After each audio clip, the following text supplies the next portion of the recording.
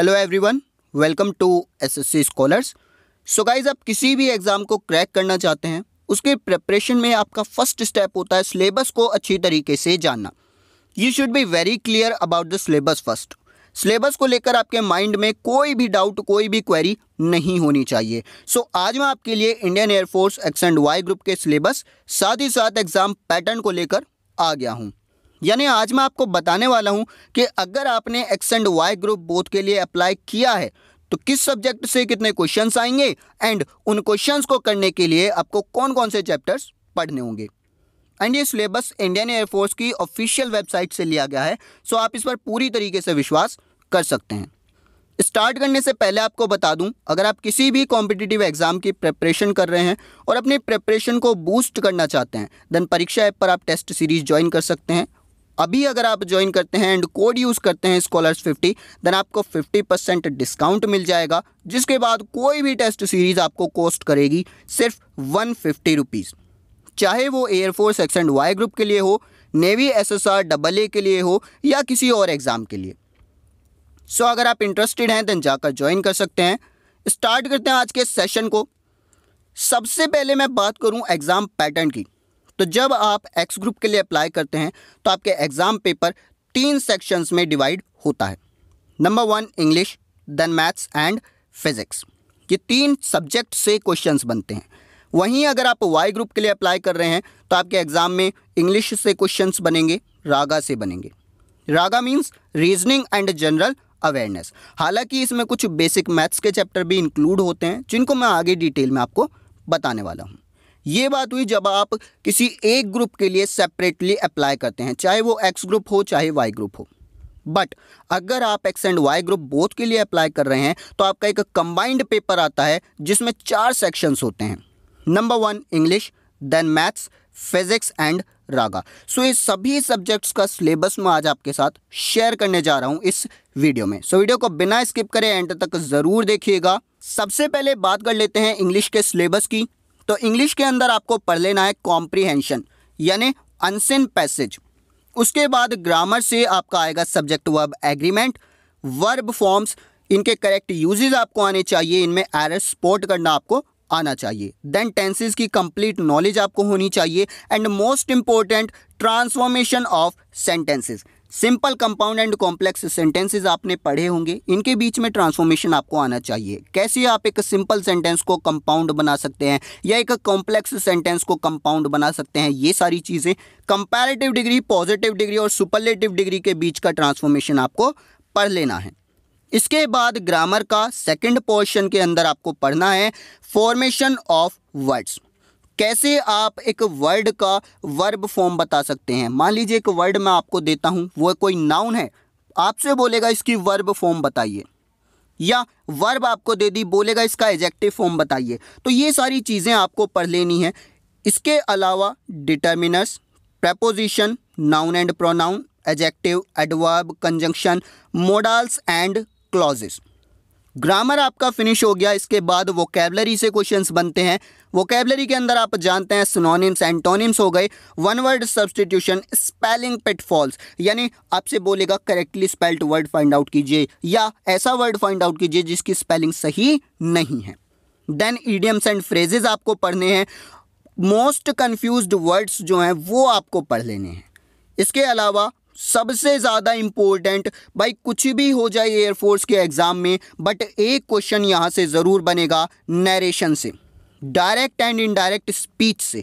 तो ये ज़रूर पढ़ लेना है। एंड क्वेश्चंस मोस्टली कहाँ से बन रहा है, कुछ ऐसे सेंटेंसेस जिसमें कमांड दी जाए या रिक्वेस्ट की जाए, वहाँ से क्वेश्चन बनता है, सिंपल सेंटेंस से नहीं बनता। उसके अलावा जो आपके इंटरोगेटिव सेंटेंस हैं, जो क्वेश्चन वाले सेंटेंस हैं, वहाँ से क्वेश्चन बनता है। उनमें आपको डायरेक्ट से इनडायरेक्ट बनाना, इनडायरेक्ट से डायरेक्ट बनाना आना चाहिए। उसके अलावा एक्टिव एंड पैसिव वॉइस से क्वेश्चन ज़रूर बनता है, ये आपको पढ़ लेना है। एंड लास्ट यहाँ पर आता है जम्बल्ड सेंटेंसेस, यानी PQRS वाले जो क्वेश्चंस होते हैं, एक क्वेश्चन आएगा यहाँ पर आपको जो अरेंज करने के लिए दिया जाता है, ये आपको क्लियर होना चाहिए। तो ये आपका सिलेबस है इंग्लिश का for air force X and Y group. इसके बाद नेक्स्ट पोर्शन आपका आता है फिजिक्स।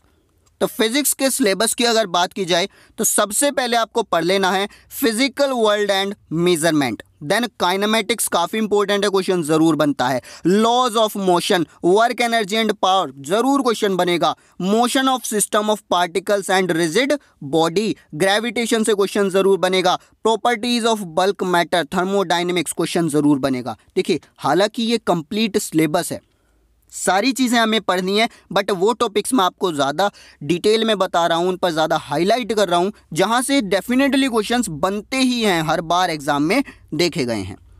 थर्मोडाइनमिक्स के बाद आपको पढ़ लेना है behaviour of perfect gases and kinetic theory of gases, oscillation and waves, electrostatics, current, electricity, magnetic effects of current and magnetism, electromagnetic induction and alternating current, question ज़रूर बनेगा।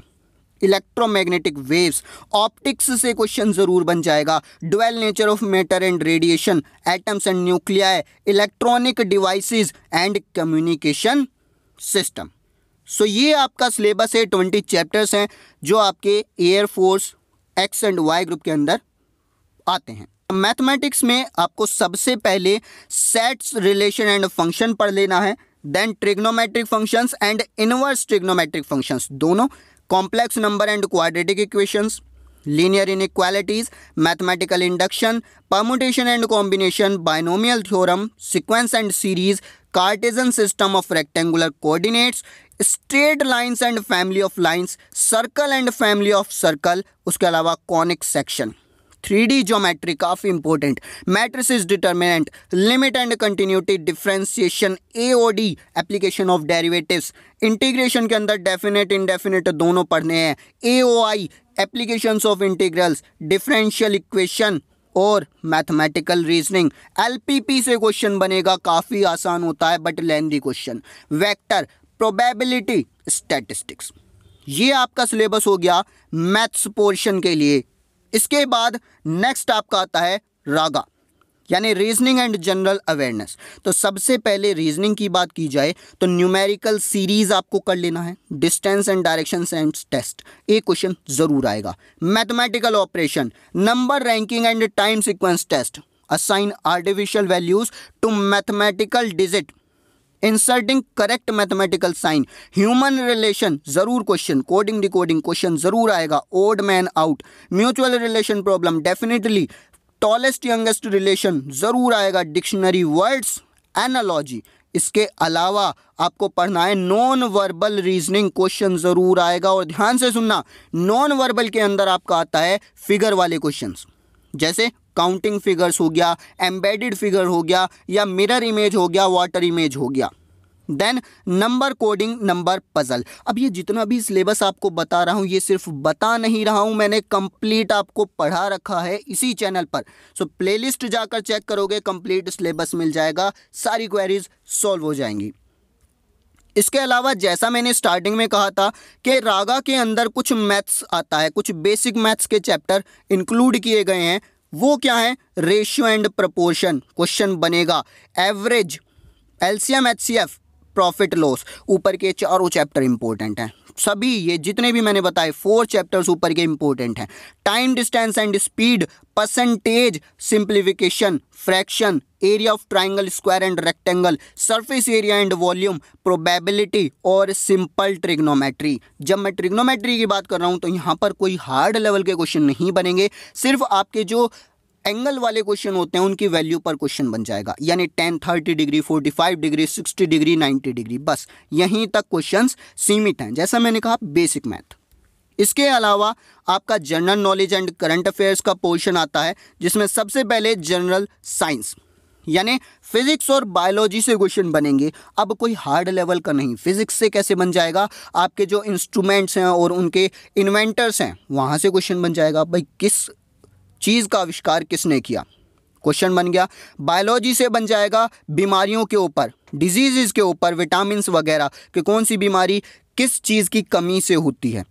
उसके अलावा सिविक्स आपका आएगा, geography, current events, history and basic computer operations. So ये आपका syllabus है air force X and Y group के लिए, जो आज मैंने आपके साथ शेयर किया। अगर किसी भी टॉपिक में, किसी भी सब्जेक्ट में कोई भी डाउट या कोई भी क्वेरी आती है, then let me know in the comment box. मैं आपको रिप्लाई करने की पूरी कोशिश करूंगा। अगर सेशन अच्छा लगा हो देन लाइक बटन ज़रूर दबा दीजिएगा और शेयर भी कीजिएगा। That's all for today. Thank you everyone.